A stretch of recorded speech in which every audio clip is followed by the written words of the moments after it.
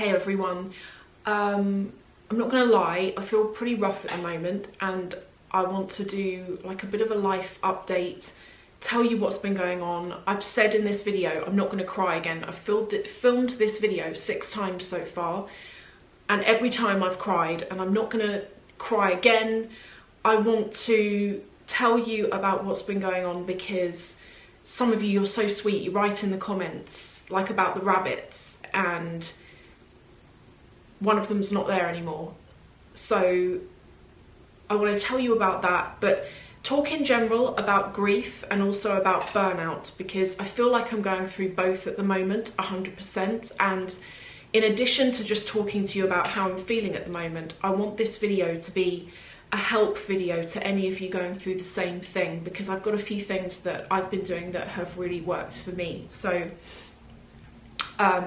the first thing is Louis, one of our rabbits, that he's the little white one that you can see here. He died several weeks ago now and it's been the hard. I know he's just a rabbit, I know that. But they live in our house, they have free reign. If you're a Patreon, by the way, you're going to know more about this than I'm going to go into in this video. Like in Patreon, I tend to go into a lot more detail because it's like a private, secure little area. But I know he's just a rabbit, but he has left a gaping hole in our lives and we've had him for 8 years. That's a really long time. As I say, he lives free range in the house, or he used to, and he was like a cat. He was super friendly. They use cat litter trays. You know, we've trained them to use a litter tray. The pair of them, him and Jessie, are just like 2 little cats. And they're always there behind you when you're cooking. They're always begging. They're always following you around, bumping you, nudging you, trying to get your attention. And to walk down into the kitchen in the morning and he's not there has been one of the hardest things. And one thing I've found with grief, and I've heard people say this before, and obviously I have been through grief before, but I feel like I've taken this a lot harder than I've taken people and pets passing before. And I don't know why. I think I was just so connected with him.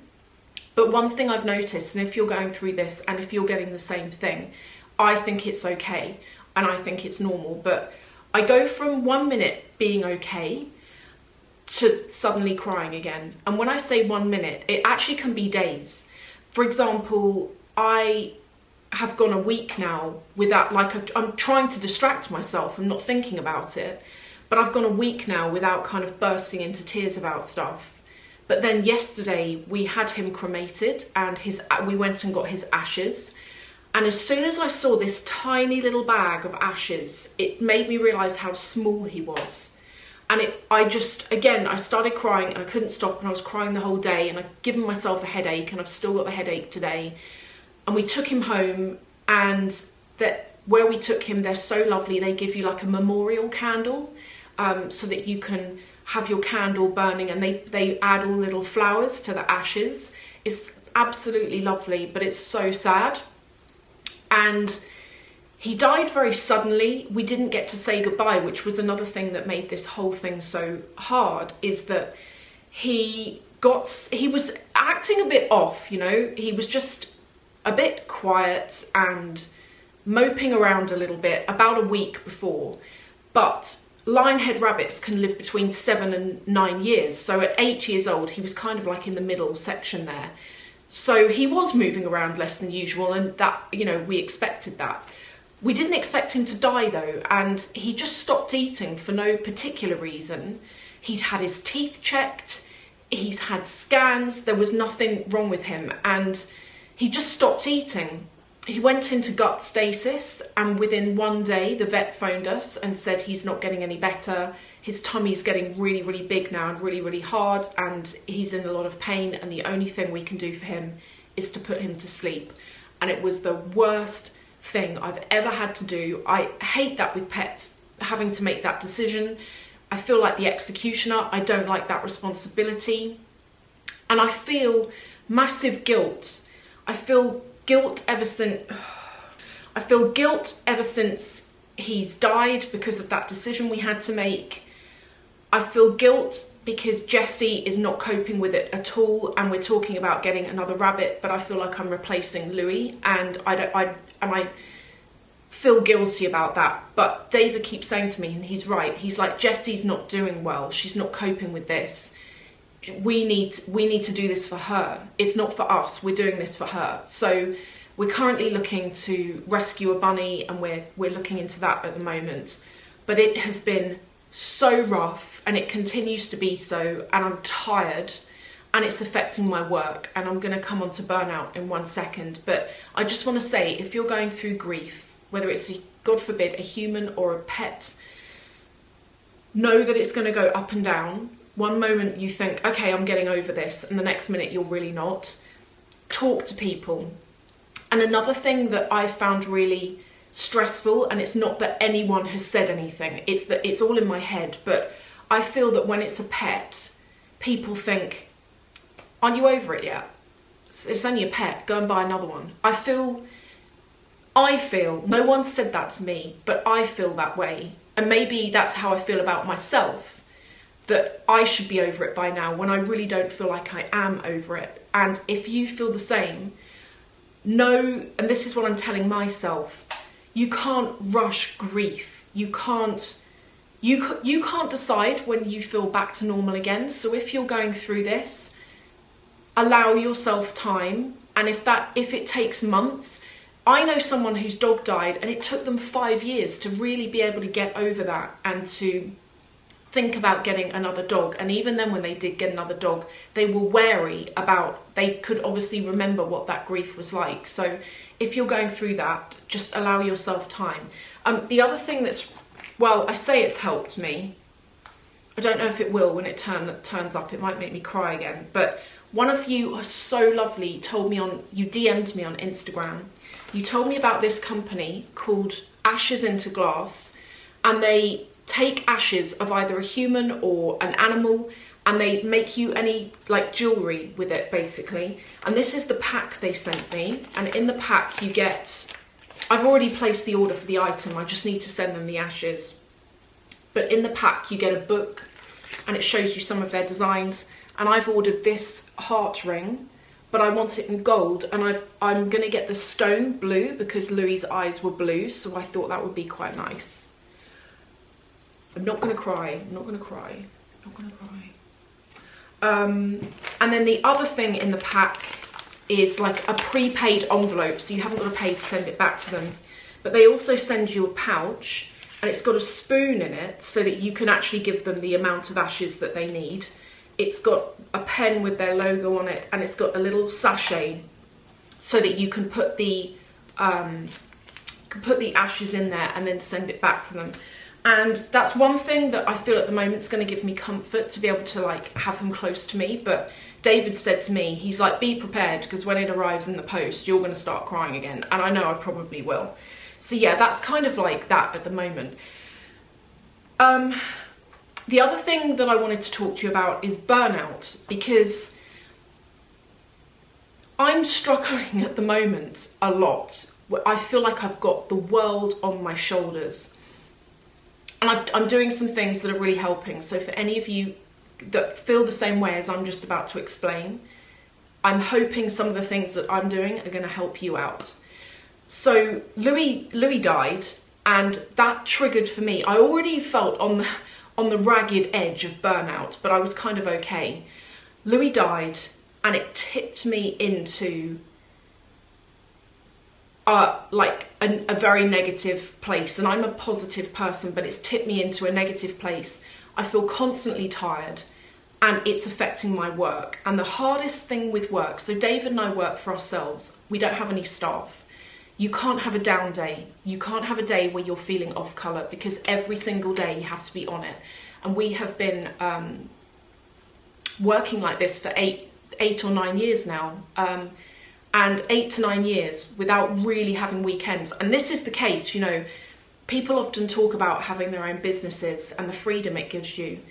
Technically speaking, it should give you freedom, but in our experience, it's taken away our weekends, so we have less freedom now than we've ever done before. Not complaining about it. I just want to say that we love what we do, but it's full on and it doesn't end. It doesn't stop, it doesn't slow down. Like, thank you. Like, I really am thankful for it. But when something happens like this, like with Louis, or God forbid, a human dying or anything, I don't know how many of you are the same with your jobs. Even if you work a very high pressure job, you can't have a down day. And you definitely can't have a down month. You've got to keep being 10 out of 10 to kind of get your job done. And that's how I feel. And work at the moment's really, really piling up. Like September to December for us are our busiest times of the year. I don't know why I did it, but I booked a holiday for September, which was a stupid time. I should have picked May or something, but we've had to cancel it because of work that's come in, and we've rebooked it for October, but it's cost us more money to rebook it. And hopefully while we're away, we're still going to have to work, but maybe nothing massive will come in while we're off, because that's the hardest thing. That's the most stressful thing when we go on holiday, is if a really big job comes in and we need to be in the UK to do it. That's one of the worst things that could happen, to be fair. So I'm hoping that September we get all of the big stuff done. October, maybe there's a little bit of a lull, or we can just take the work with us and get it done when we're away.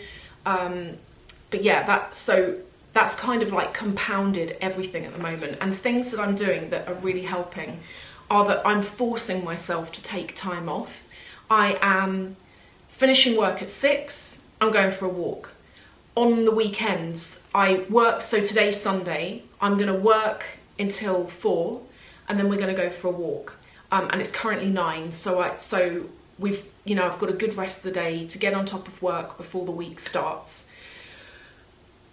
I'm also talking to people, talking to friends who have been through this before. YouTube is really my sanity right now. I feel as though I can talk to you all, and it makes me feel so much better. I know not everyone has that, but it's a privilege, you know. I know not everyone has that, but it is definitely something that's really helping me. Even just distracting myself by thinking, you know, what videos shall I make this week? It really, really helps to have that. And we've also been going to the cinema a lot. We never go to the cinema. The reason why we're going is because it forces us to have a couple of hours where we are completely focused on something else and we're not looking at our phones or our laptops. And we went to see Barbie, and it was the nicest few hours off, and I came out feeling really refreshed. And I mean, it didn't last, but you know, at least for a couple of hours I felt fresher and I felt kind of more calm. But the cinema really helps. Also, if you've got any hobbies have really helped me. One thing I actually need to ask all of you, does anyone knit? I know knitting's like a random thing to get into, but I started knitting during COVID, and I make my own like jumpers and knitwear, and it's quite fun. But I'm doing this pattern at the moment where I'm making a bomber jacket, and there is a particular bit in the pattern that I can't get my head around, and I don't know whether the pattern's wrong or whether it's probably just me, but I could do with a pro looking at it and just saying to me, oh, this is actually what that means. So if any of you are watching and you're into knitting, would you mind leaving a comment below, and then I'll write back to you, and with my email address, if it's okay, I can email you what I'm stuck on, and maybe you can help out, because I'm trying to finish this bomber jacket and it's just not happening at the moment. So that's quite annoying.